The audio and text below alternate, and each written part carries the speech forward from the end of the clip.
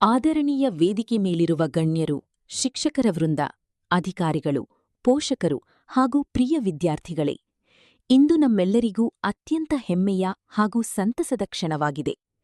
Chiknayakanahalli SB charitable trust ವತಿಯಿಂದ ಆಯೋಜಿಸಲಾದ ಜ್ಞಾನಕಲ್ಪ ಉಚಿತ ಸಿಇಟಿ ನೀಟ್ ತರಬೇತಿ ಶಿಬಿರದ ನಂತರ 145 ವಿದ್ಯಾರ್ಥಿಗಳಿಗೆ ಕೃಷಿ ತರಬೇತಿ ನೀಡುವ ಮೂಲಕ ಮಕ್ಕಳಿಗೆ ಕೃಷಿಯ ಮಹತ್ವವನ್ನು ಪರಿಚಯಿಸಲಾಯಿತು.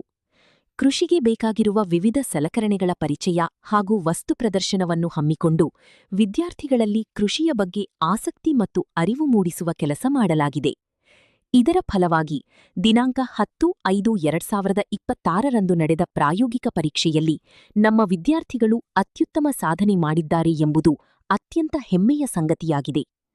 200ಕ್ಕೆ 200 ಅಂಕಗಳನ್ನು 5 ವಿದ್ಯಾರ್ಥಿಗಳು, 196 ಅಂಕಗಳನ್ನು 6 ವಿದ್ಯಾರ್ಥಿಗಳು, 192 ಅಂಕಗಳನ್ನು 10 ವಿದ್ಯಾರ್ಥಿಗಳು ಹಾಗೂ 188 ಅಂಕಗಳನ್ನು 7 ವಿದ್ಯಾರ್ಥಿಗಳು ಪಡೆದು ಒಟ್ಟು 28 ವಿದ್ಯಾರ್ಥಿಗಳು ಗಮನಾರ್ಹ ಸಾಧನೆ ಮಾಡಿದ್ದಾರೆ.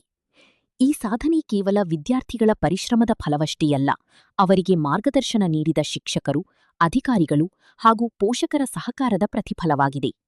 ವಿಶೇಷವಾಗಿ ಕೃಷಿ ಸಹಾಯಕ ನಿರ್ದೇಶಕರಾದ ಶಿವರಾಜ್ಕುಮಾರ್ ಅವರು, ಪಶು ಇಲಾಖೆಯ ಸಹಾಯಕ ನಿರ್ದೇಶಕರಾದ ಕಾಂತರಾಜ್ ಅವರು, ಅರಣ್ಯ ಇಲಾಖೆಯ ಅಮಿತ್ ಅವರು ಸೇರಿದಂತೆ ಎಲ್ಲ ಅಧಿಕಾರಿಗಳು ಹಾಗೂ ತರಬೇತುದಾರರು ಮಕ್ಕಳಿಗೆ ನೀಡಿದ ಪ್ರೇರಣೆ, ಮಾರ್ಗದರ್ಶನ ಮತ್ತು ತರಬೇತಿ ನಿಜಕ್ಕೂ ಶ್ಲಾಘನೀಯವಾಗಿದೆ.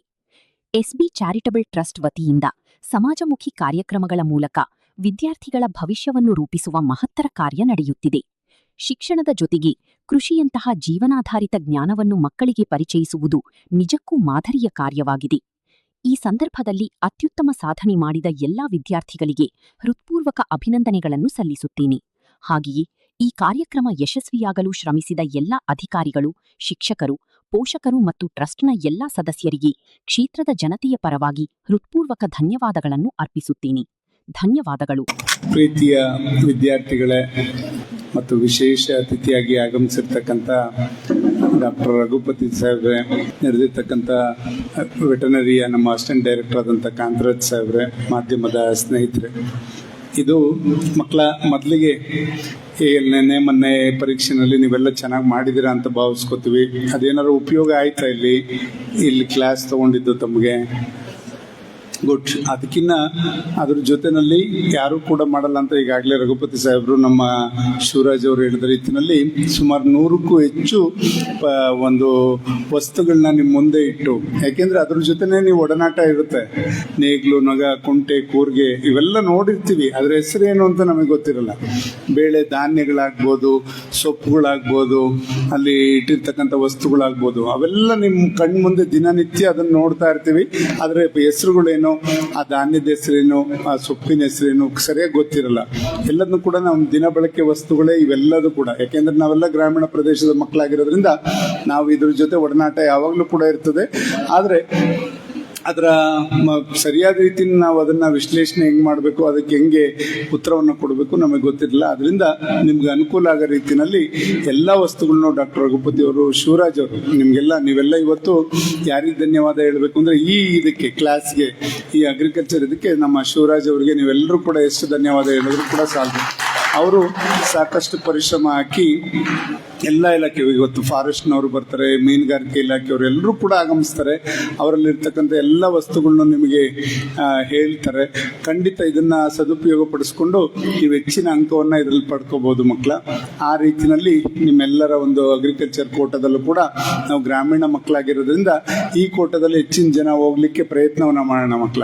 ಆದ್ರಿಂದ ಇದರಲ್ಲಿ ಕೂಲಂಕುಷವಾಗಿ 3 ದಿವಸನೂ ಕೂಡ ನೀವು ಎಲ್ಲದನ್ನು ಕೂಡ ಪ್ರಾಯೋಗಿಕವಾಗಿ ಏನು ವಸ್ತುಗಳಿದೆ ಅದೆಲ್ಲದನ್ನು ಕೂಡ ನೀವು ಅರ್ಥಕೊಂಡು ಅದನ್ನ ಪುಸ್ತಕನೂ ಕೂಡ ಈಗ ವಿತರಣೆ ಮಾಡ್ತೀವಿ. ತುಂಬಾ ಉಪಯುಕ್ತವಾದಂಥ ಬುಕ್ಕು ನಿಮ್ಗೆಲ್ಲ ಕೂಡ ದೊರಕ್ತದೆ.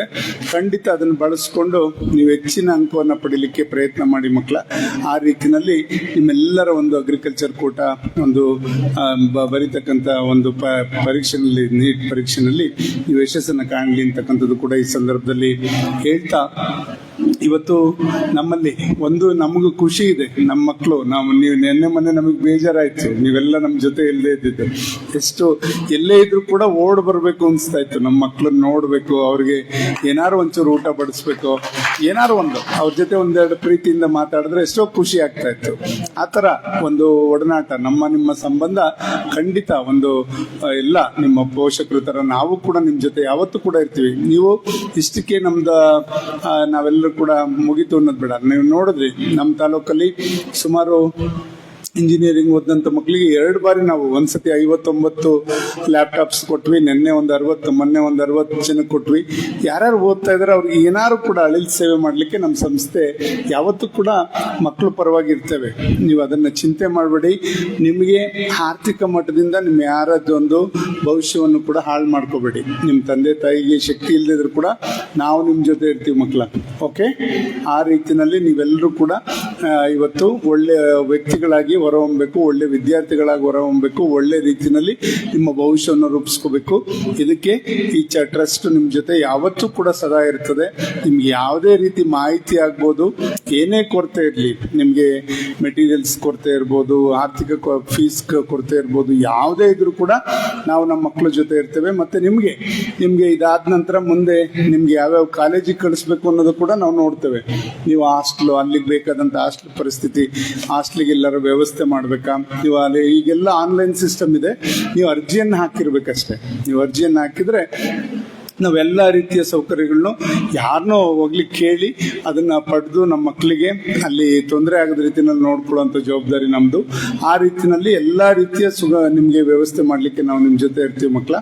ಖಂಡಿತ ನೀವೆಲ್ಲ ನಿಮ್ಮ ಒಂದು ಭವಿಷ್ಯವನ್ನು ರೂಪಿಸ್ಕೊಳ್ಳಿಕ್ಕೆ ನಿಮ್ ಜೊತೆ ನಮ್ದು ಒಂದು ಅಳಿಲಿ ಸೇವೆ, ನಮ್ಮ ಸಂಸ್ಥೆಯವರೆಲ್ಲರೂ ಕೂಡ ಖುಷಿಯಿಂದ ಇವತ್ತು ಇಲ್ಲಿರ್ತಕ್ಕಂಥವ್ರು ನೀವು ನೋಡ್ಬೋದು, ಅವರೆಲ್ಲ ಪರಿಶ್ರಮ ಹಾಕಿ, ಶಿವಣ್ಣ ಅಂತ ಅಲ್ಲಿದ್ದಾರೆ, ಎದ್ದು ನಿಂತ್ಕೋಬಹುದು ಒಂದು ನಿಮಿಷ. ಅವರು ಎಲ್ಲ ಸವಿತಾ ಸಮಾಜದ ಅಧ್ಯಕ್ಷರು.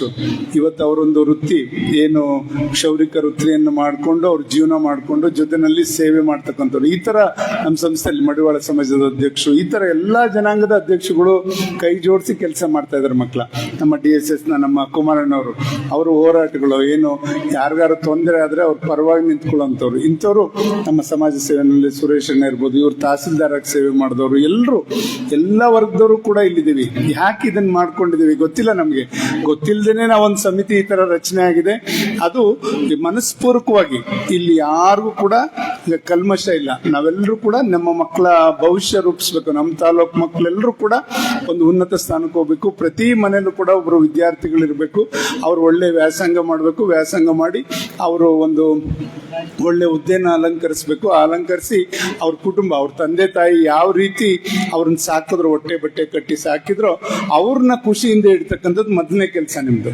ನಿಮ್ ತಂದೆ ತಾಯಿ, ನಿಮ್ ಪೋಷಕರನ್ನ ಮೊದಲು ಖುಷಿಯಿಂದ ಇಡಬೇಕು. ಅವರ ಒಂದು ಮುಪ್ಪಿನ ಕಾಲದಲ್ಲಿ ನೀವು ಅವರಿಗೆ ತೊಂದರೆ ಕೊಡಬಾರ್ದು. ನಿಮ್ಮಿಂದ ಒಳ್ಳೇದ್ ಮಾಡ್ಬೇಕು ವಿನಃ ಅವ್ರಿಗೆ ಯಾವತ್ತೂ ನಿಮ್ಮಿಂದ ತೊಂದರೆ ಆಗ್ಬಾರ್ದು. ಆ ರೀತಿ ನೋಡ್ಕೊಳ್ಳುವಂಥದ್ದಾಗಬೇಕು. ಅದಾದ ನಂತರ ನೀವೇನು ಹುಟ್ಟಿರ್ತಕ್ಕಂಥ ಊರು, ಹುಟ್ಟಿರ್ತಕ್ಕಂಥ ತಾಲೂಕಿಗೆ ನಿಮ್ಮ ಅಳಿಲ್ ಸೇವೆ ಇರಬೇಕು. 4 ಜನಕ್ಕೆ ನಿಮ್ಮಿಂದ ಒಳ್ಳೇದಾಗಬೇಕು.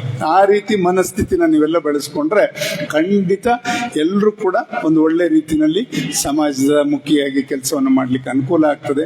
ನಾವು ಯಾವುದೇ ವೃತ್ತಿ ಮಾಡಲಿ 4 ಜನಕ್ಕೆ ಆ ವೃತ್ತಿನಲ್ಲಿ ಒಂದು ನ್ಯಾಯವನ್ನು ಒದಗಿಸ್ಕೊಡೋ ನಿಟ್ಟಿನಲ್ಲಿ ನಿಮ್ಮೆಲ್ಲರ ಮನಸ್ಥಿತಿ ಬೆಳೀಲಿ. ನಮ್ಮ ಕೈಲಾದ್ರೆ ಒಳ್ಳೇದ್ ಮಾಡೋಣ, ಕೆಟ್ಟದಂತೂ ಯಾರಿಗೂ ಬಯಸೋದು ಬೇಡ.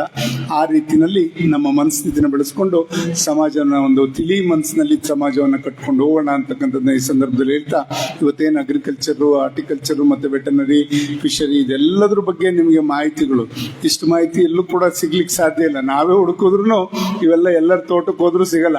ಆದ್ರಿಂದ ಇಲ್ಲಿ ಎಲ್ಲ ತರ ಧಾನ್ಯಗಳಿಂದ ಹಿಡಿದು ಎಲ್ಲಾ ಪರಿಕರಗಳು ಕೂಡ ಇಲ್ಲಿದೆ. ನೀವು ಅದನ್ನೆಲ್ಲ ಬಳಸ್ಕೊಂಡು ಉತ್ತಮ ರೀತಿಯಲ್ಲಿ ನಿಮ್ಮ ಅಗ್ರಿಕಲ್ಚರ್ ಕೋಟಾದಲ್ಲಿ ನೀವೆಲ್ಲರೂ ಕೂಡ ಹೆಚ್ಚಿನ ಅಂಕವನ್ನು ಪಡೀರಿ ಅಂತ ಮತ್ತೊಮ್ಮೆ ಶುಭವನ್ನು ಹಾರೈಸ್ತಾ ನಾನು ಮಾತು ಮುಗಿಸ್ತೀನಿ ಮಕ್ಕಳ. ಜೈ ಹಿಂದ್, ಜೈ ಕರ್ನಾಟಕ.